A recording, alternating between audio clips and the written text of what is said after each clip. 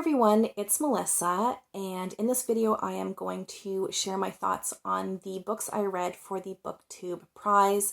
I am judging fiction group A, and I am going to be recording this after I finish each book so that they're fresh in my mind. So I've just finished Crossroads by Jonathan Franzen. I loved this book. I can't rank it yet because I haven't read any of the others, but we are off to a great start. So this is a family drama. It is set in the early 70s. I think it's 71 or 72. And we get the perspective of different family members in this pastor's family. So we hear from the father, the pastor's perspective, his wife, and 3 of his 4 children. The 4th is the youngest. I think he's only like 11 or something. But we hear from his teenage children. And we get to follow them as they're making different decisions, the fallout from those decisions, how it affects their life and all of the other family members, of course, because they're all interwoven together. And each character is at a crossroads in their life in some way, shape, or form. So we hear from the pastor, Russ, who is contemplating an affair. He is not happy in his marriage. And he's also struggling with his recent, well, within the last year, I think it was, ousting from the church's youth group, which is called Crossroads. So he's been removed from that group. We don't learn why until like later in the novel, but the story starts with him. We also hear from the eldest son, Clem, who is at college, and he had been drafted for Vietnam, and he had a very small draft number. And so he knows that someone else has been sent instead of him. He got a deferment because he was going to college. And so he's struggling, knowing that the person who was gone in his stead most likely is a poor Black or Indigenous person. And he's kind of struggling through that and whether or not he should leave his deferment because he's not doing so well at school. We also hear from Becky, who is, I think, a senior in high school, and she's having kind of a crisis in her family relationships. Her relationship with Clem has started to disintegrate, and they had been very close. And she's also feeling that maybe she doesn't actually like who her parents are. She's having that crisis of finding out that your parents aren't perfect people, and she might not like who they are as people. And she's having thoughts about what religion might mean to her, and having a crisis in faith in the opposite way. She wasn't really religious before, but now she's having all of these thoughts about bringing religion into her life. And we hear from Perry, who is, I think he's like 15 or 16 maybe, and he is probably a genius. He's very, very bright, but he is taking drugs and selling drugs to 7th graders. And he has made the decision to be a better person, but it doesn't look like he knows how to do that. Whenever he tries, it comes across more as him manipulating people into think that he's good. And we also hear from the mother, Marion, and she has this persona of being, you know, the perfect pastor's wife. But we get to see her backstory of some secrets that she hasn't told any of her family. And we also get her perspective on her marriage and on her kids. It's interesting to see how Russ views all of their kids, how Marion views all of their kids, and then see into the lives of the kids. I think each character was very believable, very nuanced and fully realized, and I really liked the nuance because with each character you sympathize with them in one way, but then you can be really angry with them as well for decisions or actions that they take. So I just thought it was great character work, and yeah, we're off to a very strong start. But I will check back in soon when I finished the next book. I finished my next book. Last night I finished Fight Night by Miriam Taves. My overall impression is that I enjoyed the reading experience. I think the book is fine, but ultimately I don't think it was anything super special. So let me tell you what the book is about. It is about a young girl, I think she's about 9 or 10, called Swiv, and she lives with her mother and her grandmother. Swiv's father has gone, and she is writing, she's addressing this to him. It's almost like a journal, I guess, but it is through Swiv's voice, and it is her basically writing a letter to her father and letting him know all the things that are happening in her life. A big part of this book is the mental health problems that run in Swiv's family. She has had 2 members of her family die by suicide. Her grandfather and I think the other was her aunt. I can't quite remember, but 2 members of her family have died by suicide. It's also alluded to that her mother likely has some mental health problems as well. Her mother is pregnant. She's definitely moody. A lot of that could be because of pregnancy, but it is kind of suggested that, you know, her mood swings are a bit maybe more dramatic than simply pregnancy, that this might be just due to her family history of mental health struggles. So Swiv worries about this a lot. She worries about her mother's mental health. She kind of lives a bit in fear that her mother is going to try to harm herself. And the mental health struggles of her grandfather and her aunt, I think it was, they aren't at the forefront of the story, but that background, her family background, is always kind of present in the story. Swiv is spending a lot of time with her grandmother who lives with them because she's been suspended from school, so she spends all day with her grandmother. While Swiv is worried about her mother's mental health, she's also worried about her grandmother's physical health. Her health is quite fragile. Her grandmother is quite elderly.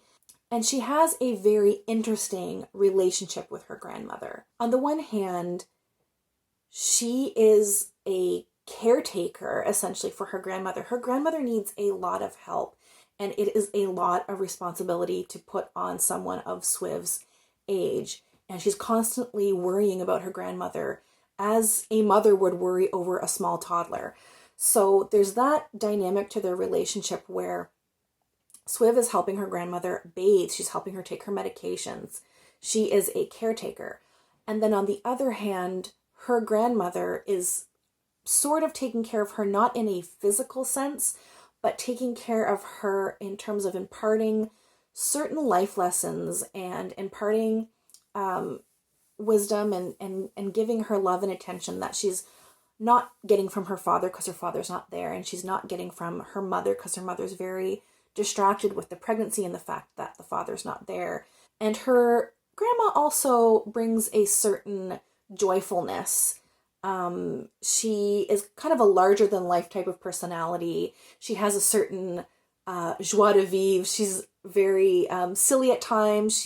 She loves humor, and she really downplays her own physical health and how fragile her health is, and just wants to have fun all the time. She was by far my favorite part of the book, and I thought she was just a real jump off of the page type of character. And a big focus of the book was the relationship between Swiv and her grandmother, and this weird kind of partly a caregiver, partly a dependent type of role that Swiv has with her grandmother. So overall, I would say I liked this book. I liked the relationship, but overall, the writing and the story, I didn't find them particularly striking, and I think ultimately this book is not going to stick with me long term. And there was one thing that really bugged me, and that was that Swiv is not believable as a 9 or 10-year-old girl.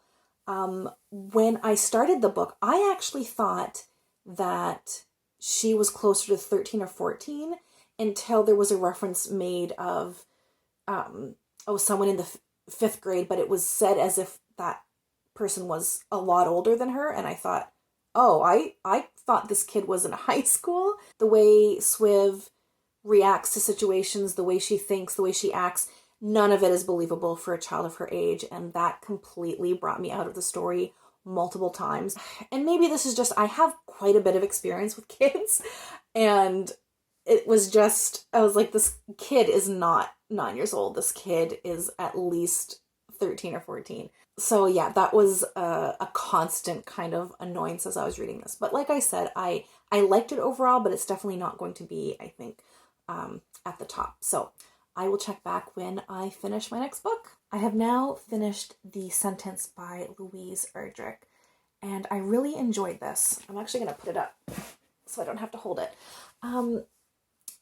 This is a book that is actually, I am liking more and more the farther removed I am from it. I finished it a couple days ago, and I'm liking it more and more. I think it invites a lot of reflection, and it will definitely stick with me.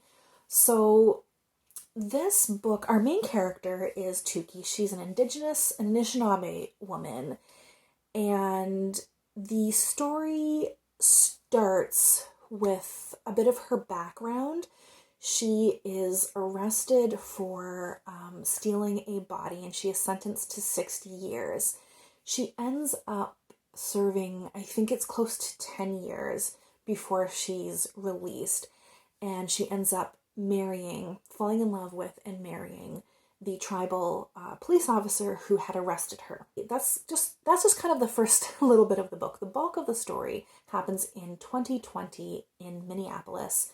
Tuki has a job at Louise Erdrich's bookstore in Minneapolis. Near the end of 2019, one of the bookstore's most regular patrons, Flora, dies, and her ghost starts haunting the store. Now, Flora is someone who the bookstore employees, who are Indigenous women, they have mixed feelings about. Flora was generally kind-hearted, well-meaning, but tried to insert herself in the Indigenous community a little bit too much. Flora's a white woman, for context. She tried to offer help in ways that she could, and some of that help was actually helpful, and she really appreciated and loved their culture. However, she kind of skirted the boundaries and really crossed the boundaries in a lot of ways. They describe her as a wannabe Indigenous person. She did a couple things that were mildly appropriative, and she would talk about this very vague, like, ancestry. She just really wanted to be Indigenous.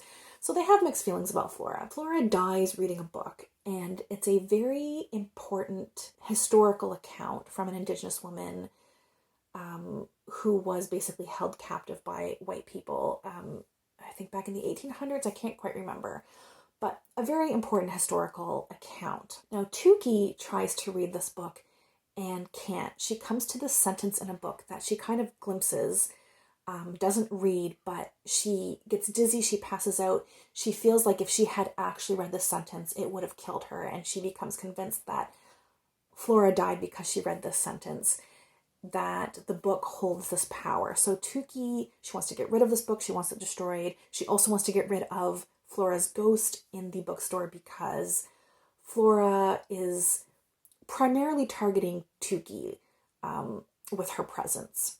So this book deals a lot with hauntings, both like actual like ghost hauntings and kind of more metaphorically. So we have the haunting of the bookstore by Flora's ghost. We have Tuki being haunted by some of her past. She feels bad about what she had done. She feels like she didn't do right by the person whose body she stole, even though she did it for what she thought were good reasons. She's haunted by this book and the power she thinks it holds. And then, of course, when 2020 arrives, the entire city and country and world become haunted by this virus. Then there is the murder of George Floyd and all of the protests after that. And it just kind of places this shadow over Tuki's marriage as she tries to reckon with the fact that she's married to an ex-cop. And there's just a lot going on in this book. This book also asks questions about how we respect our dead, what we do to honor them or dishonor them. And I thought the book was beautifully written. It was very poetic, not in a flowery way. There were sentences I just reread because they were just beautiful. I thought Tuki was a very interesting character. She's this woman who's tortured, haunted by her past, but she's just trying to find her own piece of happiness. The only thing that I didn't really like about the book, there was a lot going on, maybe too much. It just felt like there were all of these dangling threads and I didn't know what to grab onto. That's the sentence, and I will check back whenever the next book. So I have finished Hell of a Book by Jason Mott, and unfortunately I didn't really like this book. So this book follows an author who has written a book called Hell of a Book, and he is going on tour to promote the book. This author is somewhat disconnected from reality, maybe. He hallucinates things. He sees people and talks to people who aren't there. He doesn't really know about himself or who he is. So we follow that story, and we also follow the story of a Black boy who is being taught by his parents to become invisible, how to hide in plain sight. They think it's the only way to really keep him safe. The author of the book sees this kid. No one else seems to be able to see him. And so is he imagining this kid? And this kid seems to be the same character from the book. So we're under the assumption that the bits of the story revolving around this boy are really the book. So it's all very kind of meta. I thought the writing was good. I thought it was very pithy, very witty and funny in some parts. I thought the ideas presented were well formed. I thought they were interesting, but I really disliked the structure of the book and this whole meta thing and like the details being so obfuscated. I didn't really get on with that. And this book does something that I really dislike in some types of literary fiction. It felt very like self-important, kind of pretentious, and I just don't get along with that type of story. I also felt that at times it was quite obvious and the message wasn't really subtle. I thought it was hammered home a little bit too much, maybe. And it's a real shame because I think there were some very poignant parts in this book, especially towards the end. Like I said, some of it was really funny, almost satirical. There was one scene that, actually this scene I thought was great, where the author is chatting with some sort of PR type of guy, I think, and he's getting trained, this is before his book tour starts, and he's getting trained by this guy on how to interview, how to talk about the book. And the exchange he has with this agent or this PR person is just so funny, but like frustrating. A lot of what this guy is saying is like very trite and very like just weird rhetoric that we've heard before from authors. But also some of what he's saying is like nonsensical and he contradicts himself, and it's just, I loved that scene and I would have liked more of that type of writing. Because that scene was so good, I definitely would read Jason Mott again. I just think this particular book just, it felt pretentious to me. The writing and the structure felt pretentious, and so I think this book will work for a lot of people, but it didn't work for me. So sadly, that was a miss, but I will check in hopefully with a better review for the next book. I finished Detransition Baby by Tori Peters, and I'm very happy to report that this was a success. I really liked this book. The story is about Reese, a trans woman who desperately wants to be a mother and doesn't really have the opportunity or the means to do that. And her ex, Ames, who she was with when Ames went by Amy. So Ames lived as a trans woman, but then detransitioned to a man to become Ames. Ames has a girlfriend named Katrina, who is his boss and who is now pregnant with his child. The story is about the three of them through the perspective of Reese and Ames, but it's about the three of them and working through whether or not they can create this kind of queer family, this unconventional, non-traditional family where they can raise this baby together. One thing that I will say right off the bat is I found this premise really interesting, but at the same time I was a bit worried that this sounds really implausible. Who would ever go to their ex and offer this as an option? Who would ever go to their current girlfriend and say, hey, can my ex help you co-mother this child? It just seemed so implausible to me, but I want to stress that it just made sense in the book. I think Torrey Peters does a lot of work to walk you through the characters' thought processes. Speaking of the characters, this is not a group of characters that I thought I would ever understand or, relate to, but again, she just really makes you understand their point of view. Whether or not you agree with it, you feel like you understand. Because I didn't always agree. There's actually quite a lot I didn't agree with for these characters, and at times could make seemingly very extreme decisions, but they just always made sense in the context of the character, and nothing seemed done for shock value or anything like that. But yeah, I thought that Torrey Peters did a phenomenal job of just making you understand where the characters are coming from. I like how complicated things were. I was a little bit worried too that maybe too much of a rosy picture would be painted. I was worried it was going to be a little bit too easy for everyone to buy into this idea of this family. And there was just a lot of nuance around the characters and how they would handle this. I liked the fact that the characters were multifaceted.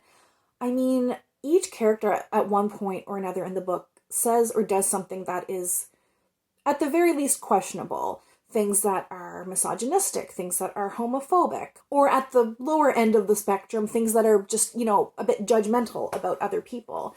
So I liked that they felt like real, fully formed people. There was some really interesting discussion in here about the weaponization of identity, and this book really, I feel, dives deep into a lot of issues that I don't even want to get into because A, I'm not qualified, B, I'll just be skimming the surface of so much, and C, I think you should just read it to kind of get in these characters' heads and walk through that journey with them. It's a book about messy people, about messy lives, messy families, messy relationships, and while being people with experiences so foreign to my own experiences, you feel like a connection to just the messiness of life, and it just felt so real in that way. And it got me thinking pretty deeply about a lot of things that I hadn't really considered before. A book full of messy characters, but I really enjoyed it. So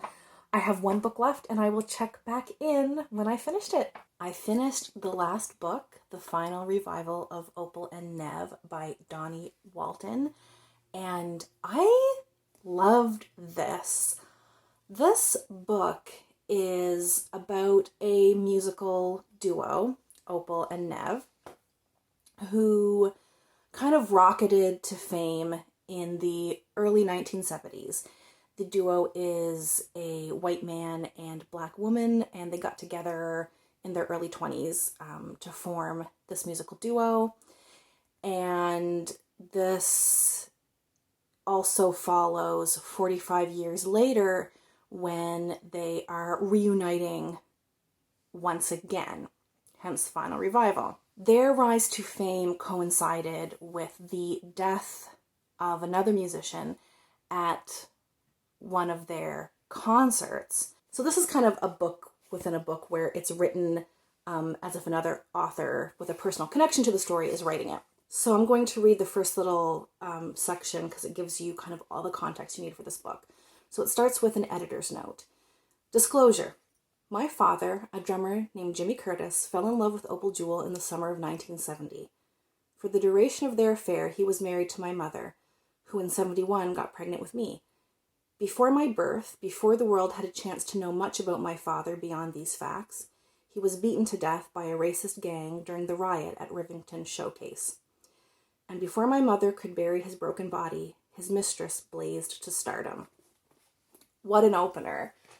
So, yeah, like I said, I really loved this book. How it's set up with this fake author, Sonny Curtis, putting together this book, it's partly to kind of put together the pieces of what had happened in regards to her father's death, to make sense of what happened, and partly to talk to the people who had known her father because she didn't know her father.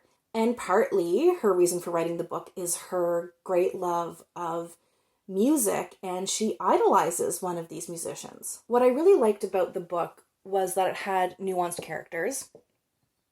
One thing I will say about it is that it has quite a slow start. I was a bit bored for the first section, and it took about like 80 or 90 pages before I kind of got wrapped up in the story.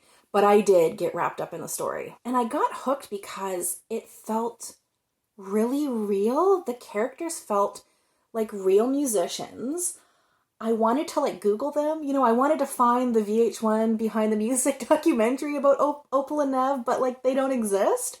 But I just got really wrapped up in them as this musical duo and kind of like the history, the background of how they rose to fame. And as I got to know the musicians and their backstory, I found myself getting really excited to get to the part where they reunite. I wanted to see the final revival of Opal and Nev. Like, I want to watch that concert. It was so engrossing.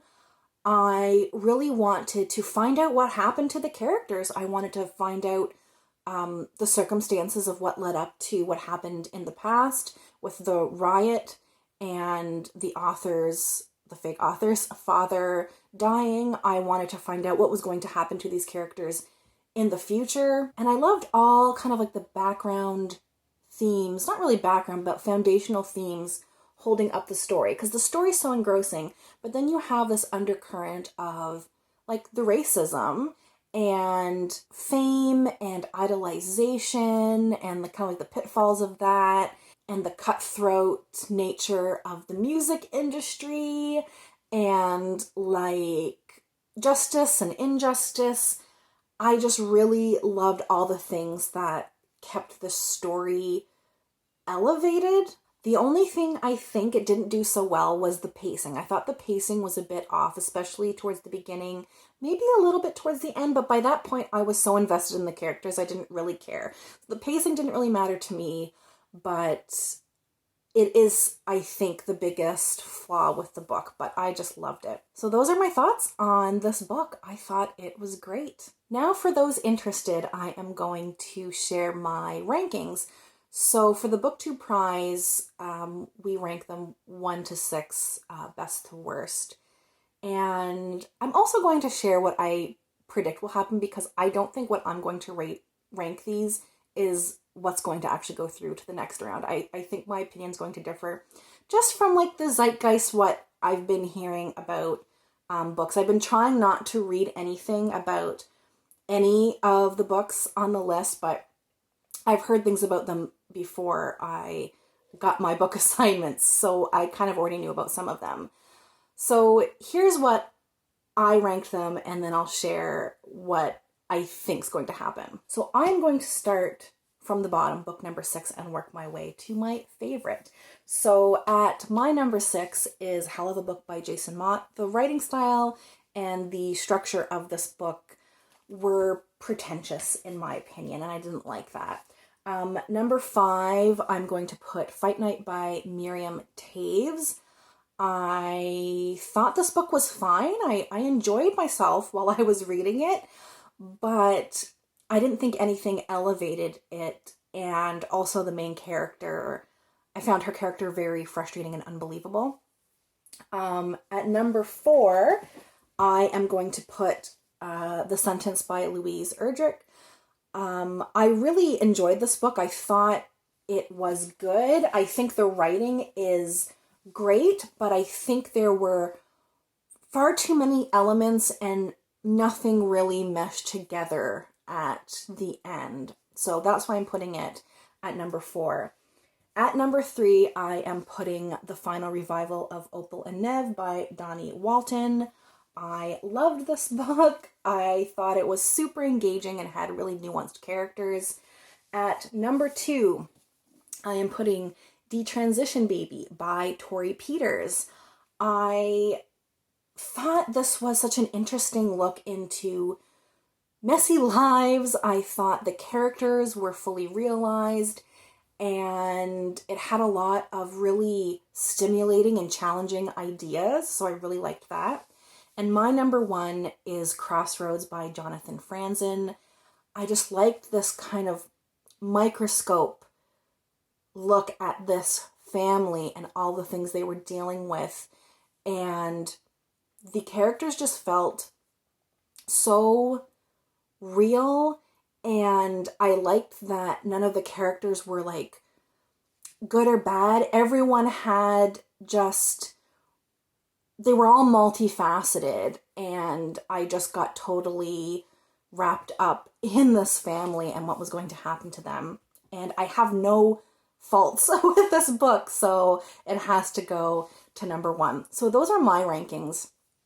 I wrote down, though, what I think is going to happen, because I don't think that's going to, I don't think Crossroads, Detransition Baby, and The Final Revival of Opal and Nev are going to be the 3 that move on to the next round. I think Detransition Baby might move on, actually. I think it's going to remain in the top 3, because just everyone's been talking about that book and everyone seems to see the merit of it. So I think that will remain high. I think The Sentence is going to be ranked higher overall. I put it at number 4, so I'm not voting to put it through to the next round, but I think it's going to get into the next round. Again, everyone's been talking about it, and Louise Erdrich's writing is, like, phenomenal. I just don't think the story came together. So I think that will probably move on. As for the next one to move, I don't know what else is going to move on. I think probably Fight Night by Miriam Taves, because that's another one that has been getting a lot of buzz. Maybe. I don't think Opal and Nev is going to move on, even though I thought it was great. I don't really know about Crossroads because no one had been talking about it, and I thought it was just phenomenal. So maybe it just hadn't been talked about, but maybe when people read it, maybe now it will get some buzz. I don't know. Or maybe I just missed the buzz. So that one I'm not sure about Crossroads. Hell of a Book I'm also not sure because I haven't heard people talking about it. So I don't know if people will feel the same way I do or if they'll think it's brilliant and that I'm an idiot. So yeah, but my prediction is that Detransition Baby, The Sentence, will definitely go through, and probably Miriam Taves's Fight Night, but I'm not sure about that. This is a bit of a longer video for me, but hopefully you found my reviews interesting, and thanks to anyone who stuck through to the end. As always, thank you all for watching, and we'll chat soon. Take care. Bye.